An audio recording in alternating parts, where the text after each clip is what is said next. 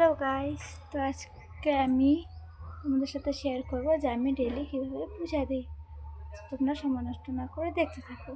আমার চান হয়ে গেছে, এখন আমি পূজা দেব, তো তোমরা দেখতে থাকো।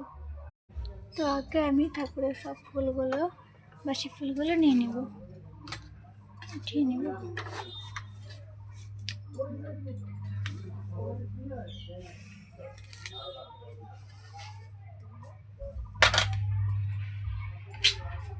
তো আমার বাসি ফুল উঠানো হয়ে গেছে। এখন আমি ঠাকুর ঘর মোছা হয়ে গেছে, আর এখন আমি তুলসী মন্দিরকে চান করাবো। তো তোমরা দেখতে থাকো আমি কীভাবে চান করি। তুলসী মন্দিরকে চান করে তারপরে আমি আবার ঠাকুরের বাসনগুলো ধুবো। তোমরা দেখতে থাকো।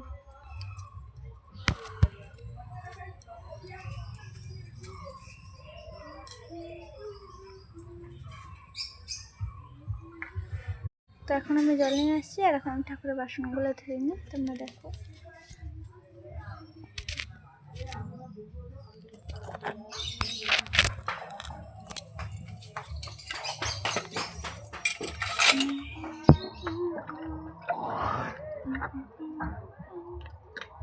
আসলে আমার বাসনগুলো মাজা হয়ে গেছিলো, এখন শুধু ধুয়ে নেবো।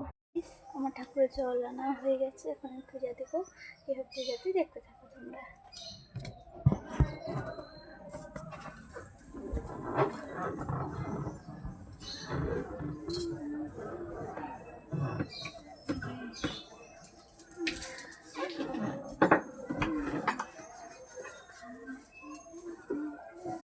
তো গাইস, আমি চলে গিয়েছিলাম ধূপকাঠি আনতে, কারণ ধূপকাঠি শেষ হয়ে গেছে। এটা পূজার সময় আমি দেখছি, কালকে আমি সন্ধ্যা দিইনি, তো তাই মনে ছিল না।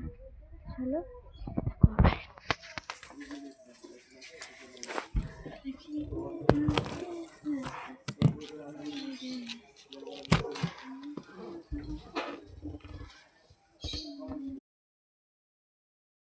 তো গাইস, তো আজকে আমি কীভাবে পূজা দিই তো সেটা তোমাদের শেয়ার করবো তোমাদের সাথে।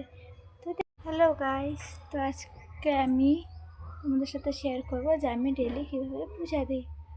তোমরা সময় নষ্ট না করে দেখতে থাকো। তো আগে আমি ঠাকুরের সব ফুলগুলো, বাসি ফুলগুলো নিয়ে নেব, উঠিয়ে নেব। ঠাকুর ঘর মোছা হয়ে গেছে, আর এখন আমি তুলসী মন্দিরকে চান করাবো। তো তোমরা দেখতে থাকো আমি কীভাবে চান করি। তুলসী মন্দিরকে চান করে তারপরে আমি আবার ঠাকুরের বাসনগুলো ধুবো। তোমরা দেখতে থাকো।